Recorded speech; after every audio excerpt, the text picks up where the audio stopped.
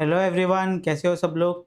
तो बहुत सारे बच्चों ने रिक्वेस्ट किया कि सर, जैसे आपने पीसीएम पीसीबी का रजिस्ट्रेशन, फार्मेसी और इंजीनियरिंग का रजिस्ट्रेशन आपने करके दिखाया था, वैसे ही आप हमें बीएससी नर्सिंग का भी रजिस्ट्रेशन करके दिखाइए। तो आपके लिए वीडियो है, वीडियो शॉर्ट रहेगी, फटाफट ये वीडियोस को देख लेना, उसके बाद ही आप लोग अपना फॉर्म भरना, ठीक है। तो ये हमारी सीईटी की वेबसाइट है, ये वेबसाइट देख के रख लो। आज के बाद से जो भी आपको नोटिस आएगा इसी वेबसाइट पे आएगा और यही वेबसाइट आपको चेक करते रहनी है, ठीक है। सबसे पहला आपको मैं डिस्क्लेमर दे रहा हूँ कि ये फॉर्म आप लोग ट्राई करना कि आप लोग हमारा लैपटॉप या फिर किसी कंप्यूटर से भरो, ना कि किसी आप मोबाइल से भरो, ठीक है? उसमें बहुत दिक्कत हो सकती है। अभी यहाँ पे देखो, अगर आप लोग देखोगे तो यहाँ पे अपने को एक नोटिस दी गई है कि रजिस्ट्रेशन स्टार्ट हो गया। रजिस्ट्रेशन का डेट ऑलरेडी आपको पता है, नहीं पता है तो आप लोग ने वीडियो मिस कर दी है, चैनल को सब्सक्राइब नहीं करके रखा है। मैं आपको फिर भी डेट बता देता हूँ, तो डेट है आपकी 24 जनवरी से लेके 24 फ़ेब तक आप लोग फॉर्म भर सकते हो, ठीक है? तो मैं सबसे रिक्वेस्ट करूँगा कि जब भी आप ये वीडियो देख रहे हो, आप लोग फॉर्म फिल कर सकते हो। सबसे पहले आपको यहाँ पे सीईटी सेल यहाँ पे आना है, पोर्टल पे क्लिक करना है। जैसे आप क्लिक करोगे तो यहाँ पे देखो, यहाँ पे ऑलरेडी अंजलि मैम का लॉगिन मैंने करके रखा है, लेकिन आप लोगों को यहाँ पे रजिस्टर नाउ पे क्लिक करने के लिए आएगा, ठीक है? आपको न्यू रजिस्ट्रेशन बनाना पड़ेगा। सर वो कैसे बनाते हैं? तो उसके लिए देखो, डिस्क्रिप्शन में मैंने एक वीडियो दिया है, वो वीडियो आप लोग जाके देखो, जिसमें आप लोग अपना पूरा प्रोफाइल बना सकते हो। जिसमें आपको आपका आधार कार्ड, आपका अपार आईडी, ठीक है? आपका डिजी लॉकर का एक्सेस, वो सब माँगेंगे। तो वीडियो को आराम से पूरा देख लेना। उसके बाद में एक बार प्रोफाइल बन गई, आप लोग ने पासवर्ड सेट कर लिया, ठीक है? ईमेल पे जाके वेरिफिकेशन कर लिया। उसके बाद में आपका सीधा ये इंटरफेस खुलेगा, यहाँ पे आपका नाम लिखा होगा। यहाँ पे आना है, आपको सीईटी रजिस्ट्रेशन पे क्लिक करना है, ठीक है? जो भी हमारे इंजीनियरिंग वाले बच्चे होंगे, उन्होंने यहाँ पे रजिस्ट्रेशन कर लिया होगा, तो यहाँ पे उनको लिख के आ गया होगा कि दे आर एनरोल्ड। अब हमें नीचे-नीचे आना है और यहाँ पे सिलेक्ट करना है एमएच नर्सिंग 2026, ठीक है? BSc nursing and GNM courses. यहाँ पे जैसे हम लोग क्लिक करेंगे, हमें आगे की यहाँ पे इन्फॉर्मेशन मिलना स्टार्ट हो जाएगी। वीडियो को ध्यान से देखना, बहुत इंपॉर्टेंट चीज़ें बता रहा हूँ, ध्यान से देखते जाना। अभी यहाँ पर है ना, बहुत सारी चीज़ें लिख के दी है, प्लीज़ सब लोग ये रीड कर लेना। मैं यहाँ पे आपको बता देता हूँ, सबसे पहले एलिजिबिलिटी, कि अगर आप लोग मान लो, एग्ज़ाम तो कोई भी दे सकता है, ठीक है? लेकिन एग्ज़ाम देने के बाद मान लो आपका अच्छा रैंक आ गया, आपका सब कुछ आ गया, लेकिन अगर आप लोग ने 12वीं में मिनिमम 45% नहीं लाया, 45% पीसीबी में, तो बहुत दिक्कत हो सकती है आपको, ठीक है? आपको पास होना है, प्लस 45% आपको इंग्लिश में भी होना चाहिए, मतलब फिज़िक्स, केमिस्ट्री, बायो, ये 3 सब्जेक्ट मिला के आपके 45% मार्क्स से ऊपर बनना चाहिए, प्लस इंग्लिश में आपका 45% होना चाहिए। अगर आप किसी कैटेगरी से बिलॉन्ग करते हो, तो उस कैटेगरी में आपको 40% मार्क्स चाहिए, ठीक है?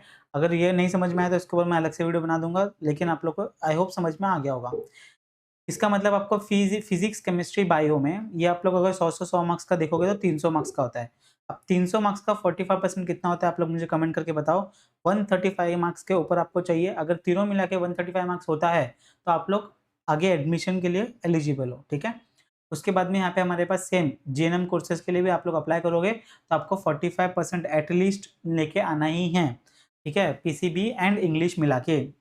फिर यहाँ पे आपको लिख के दिया है कि आप लोग सीईटी में अपीयर होना चाहिए, ठीक है? विदाउट सीईटी आपको एडमिशन नहीं मिलेगा। बहुत सारे बच्चे बोलते हैं, सर मैंने फार्मेसी के लिए फॉर्म भरा है, तो क्या वो फॉर्म चलेगा नर्सिंग के लिए? Answer is no. आपसे नर्सिंग का एग्ज़ाम देना है, महाराष्ट्र में नर्सिंग कॉलेज में एडमिशन चाहिए, तो आपको यही फॉर्म फिल करना पड़ेगा। उसके बाद में यहाँ पे सारी इन्फॉर्मेशन अच्छे से आपको यहाँ पे पढ़ लेनी है, ठीक है? एलिजिबिलिटी क्राइटेरिया पढ़ लेना है। अगर आप किसी कैटेगरी के हो, तो सारे आपके पास सर्टिफिकेट्स होने चाहिए, जितने भी गवर्नमेंट से इश्यू होते हैं, caste certificate, cast validity, non criminal certificates etcetera etcetera, इनकी वैलिडिटी भी आपको लिख के दिया है। ये सारे सर्टिफिकेट्स आपको अभी नहीं लगेंगे, आपको ये सर्टिफिकेट्स लगेंगे at the time of admission. Admission के टाइम पे, वेरिफिकेशन के टाइम पे अगर ये डॉक्यूमेंट्स आपके पास नहीं होंगे, तो आप लोग कैटेगरी से निकल के ओपन कैटेगरी में कन्वर्ट हो जाओगे, ठीक है? उसके बाद में यहाँ पे डिसेबिलिटी वाला भी दिया है कि अगर आप लोग डिसेबल हो, स्टूडेंट्स हो, तो वहाँ पे आपका डिसेबिलिटी कितना परसेंट है, उसके लिए सर्टिफिकेट लगता है, वो आप लोग को देखना पड़ेगा। उसके बाद में यहाँ पे हमारे पास फीस बताई गई है। अगर आप लोग ओपन कैटेगरी के हो, ठीक है, जनरल कैटेगरी के हो, तो आपकी जो फीस होगी नर्सिंग एग्जाम की, वो 1300 रुपये होगी। अगर आप किसी कास्ट से बिलोंग करते हो, किसी कैटेगरी से हो, तो उसमें आपको 1000 रुपीज़ देना पड़ेगा। ये फीस इन्होंने बढ़ा दी है, लेकिन कुछ नहीं कर सकते। 1300 रुपया ओपन कैटेगरी के लिए, और कास्ट के लिए 1000 रुपया। बाकी ये कंप्यूटर बेस्ड एग्जाम होगा, मतलब आप लोग को एमसीक्यू बेस्ड होगा। जय माता दी करनी है। आपका ईमेल आईडी आपको जो चालू हो, वो आपको ईमेल आईडी डालना है। मोबाइल नंबर जो मम्मी पापा का डालना, क्योंकि आप लोगों का नंबर है, रिचार्ज नहीं करते, एसएमएस आना बंद हो जाएगा तो बहुत दिक्कत हो जाएगी। क्योंकि सीईटी वाले जो भी आपको अपडेट देंगे, वो आपके मोबाइल नंबर पे मैसेज भी करते हैं, मेल भी करते हैं और व्हाट्सएप पे भी मैसेज करते हैं, ठीक है? किसी के साथ भी कभी भी अपना पासवर्ड एप्लीकेशन नंबर, ओटीपी कभी शेयर मत करना, अच्छी क्वालिटी का सिग्नेचर, फोटो और डॉक्यूमेंट आपको अपलोड करना है। ये सारी चीज़ें यहाँ पे लिख के दिया है, आप लोग ये पढ़ सकते हो। मैंने आपको ऑलमोस्ट सब कुछ ही बता दिया है। यहाँ पे क्लिक करना है आपको, proceed to complete the application form पे क्लिक करना है। अभी यहाँ पे आपने जब प्रोफाइल बना ली होगी तो यहाँ पे आपको ये सब कुछ भरा हुआ मिलेगा, ठीक है? आपको फिर से भरने की ज़रूरत नहीं होगी।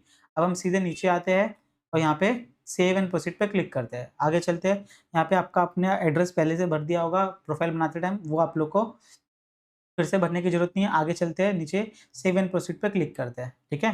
ये सब देखो प्रोफाइल बनाने के लिए आपको आधा घंटा से 1 घंटा लगेगा, लेकिन आप लोग अगर एक बार वो सब बना लेते हो तो यहाँ पे आपको और ज़्यादा चीज़ें करने की ज़रूरत नहीं होती है। अब यहाँ पे डोमिसाइल और कैटेगरी का डिटेल्स, अब यहाँ पे आप लोग ने डोमिसाइल तो पहले से डाल दिया होगा। यहाँ पे आपको भरना है ऑर्फनेज इन्फॉर्मेशन, क्या ऑर्फनेज हो कि नहीं हो, तो यहाँ पे हम लोग नो कर देंगे। कैटेगरी इन्फॉर्मेशन, कैटेगरी से बिलॉन्ग करते हो कि नहीं करते हो, करते हो तो कौन सी कैटेगरी से करते हो, तो ओपन करोगे तो आपको कुछ नहीं लगेगा। लेकिन अगर आप लोग एससी डालोगे तो यहाँ पे आपको लिखना पड़ेगा कि कौन से कास्ट से वाले ये करते हो, बिलॉन्ग करते हो, क्या कास्ट सर्टिफिकेट है आपके पास, ठीक है? तो यहाँ पे हम लोग ओबीसी सिलेक्ट करते हैं। ओबीसी में भी कौन सी आपकी कास्ट आती है, तो यहाँ पे अपन डाल सकते हैं जो भी आपकी कास्ट होगी। अभी सर्टिफिकेट है, आपने अप्लाई किया है लेकिन आपको मिला नहीं है, या फिर आपने अप्लाई नहीं किया, ये आपको अभी डॉक्यूमेंट अपलोड नहीं करना है। बच्चों ध्यान से सुनना, डॉक्यूमेंट अपलोड नहीं करना है अभी, लेकिन जब आपका एडमिशन होगा, तब आपको ये डॉक्यूमेंट लगेगा ही लगेगा, इसके बिना आपका एडमिशन नहीं होगा, ठीक है? आगे सेव एंड प्रोसीड पे क्लिक करते हैं तो आपका क्वालिफिकेशन आ जाएगा। क्वालिफिकेशन आप लोग ने ऑलरेडी भरा हुआ है, तो इसमें आपको फिर से भरने की ज़रूरत नहीं है। यहाँ पे I have read and understood पे क्लिक करेंगे और आगे चलेंगे, आगे सेव एंड प्रोसीड पे क्लिक कर देंगे, ठीक है? अब यहाँ पे लास्ट इन्फॉर्मेशन आती है, select language medium of question paper, कि कौन से लैंग्वेज में आपको देना है। तो बाय डिफ़ॉल्ट यहाँ पे इंग्लिश है अपने पास, इंग्लिश ही देना पड़ेगा। महाराष्ट्र में यहाँ पे आप लोग अलग-अलग सेंटर देख सकते हो, लेकिन अपन महाराष्ट्र पहले ही सिलेक्ट कर लिया था, तो यहाँ पे महाराष्ट्र लिख के आ गया है। अभी यहाँ पे आपको सेंटर सिलेक्ट करना है कि आपको कहाँ-कहाँ लगना चाहिए। तो यहाँ पे मैं बच्चों को बहुत ध्यान से बोलूँगा, बहुत ध्यान से यहाँ पे आपको इन्फॉर्मेशन भरनी है ताकि यहाँ पे कोई भी गलत ना हो, ठीक है? यहाँ पे मैंने सारी इन्फॉर्मेशन भर दी है, ठीक है? ये 4 सेंटर में से सबसे पहले देखो, आपको मुंबई सेंटर, मुंबई में जितने भी सेंटर्स होंगे सीईटी के, आपको पहले वहाँ पे देखा जाएगा कि वहाँ पे आपका नंबर मतलब आपको सीट मिलती है कि नहीं मिलती है। उसके बाद मुंबई सबअर्बन में आपको यहाँ पे ढूँढा जाएगा। अगर यहाँ पे दोनों सेंटर में आपको नहीं लगता है तो आपको थाना ढूँढा जाएगा। तो आपको देखना है कि आपका नज़दीक कौन-सा आपको सिटी या फिर कौन-सा आपको रीजन पड़ता है, उसके हिसाब से आपको यहाँ पे डिस्ट्रिक्ट अपना डालना पड़ेगा, ठीक है? यहाँ पे आप लोग अगर कन्फ्यूज़ हो तो यहाँ पे आप लोग रीसेट भी कर सकते हो। यहाँ पे हम लोग आगे चलते हैं, सेव एंड प्रोसीड पे क्लिक करते हैं। यहाँ पे एक टेस्ट के बारे में बताया गया था, लेकिन वो टेस्ट आपको देने की ज़रूरत नहीं है, ठीक है? तो यहाँ पे हम लोग सीधा अपनी इन्फॉर्मेशन पूरी अच्छे से चेक कर लेंगे।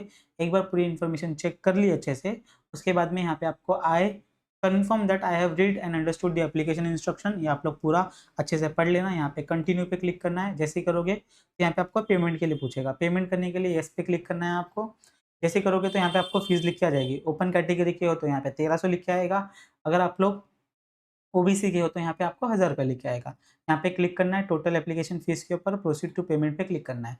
जैसे आप लोग प्रोसीड टू पेमेंट पे क्लिक करोगे तो यहाँ पे आपको क्यूआर कोड आ जाएगा। यहाँ पे आप लोग अपने क्रेडिट कार्ड से कर सकते हो, डेबिट कार्ड से कर सकते हो, ठीक है? ये आपके ऊपर है, आप लोग के पास कौन-सा मेथड है, ठीक है? यूपीआई से भी आप लोग पेमेंट कर सकते हो, ठीक है? इसको स्कैन करो, पेमेंट करो। पेमेंट में आपका ₹1.18 एक्स्ट्रा जाएगा, ठीक है? तो आप लोग ध्यान देना, क्योंकि वो गवर्नमेंट का एक्स्ट्रा चार्जेस है कुछ, इंटरनेट हैंडलिंग चार्जेस।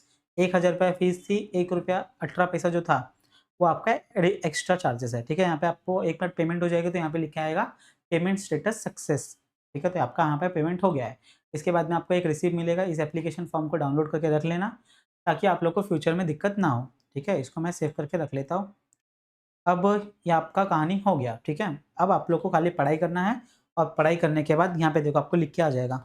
यहाँ पे सीईटी जो भी नर्सिंग और इंजीनियरिंग वाले अपना फार्मेसी इंजीनियरिंग वाले हैं, यहाँ पे एनरोल लिख के आना चाहिए। जो भी नर्सिंग वाले बच्चे हैं वहाँ पे यहाँ पे आपको एनरोल लिख के आना चाहिए। ठीक है? अभी आपका एनरोलमेंट हो चुका है, आपको अभी सिर्फ हॉल टिकट डाउनलोड करनी है, आपको आपका सेंटर देखना है और उसके बाद में एग्ज़ाम के लिए जाना है, ठीक है? अब एग्ज़ाम के लिए आप लोग प्रिपरेशन चालू कर दो।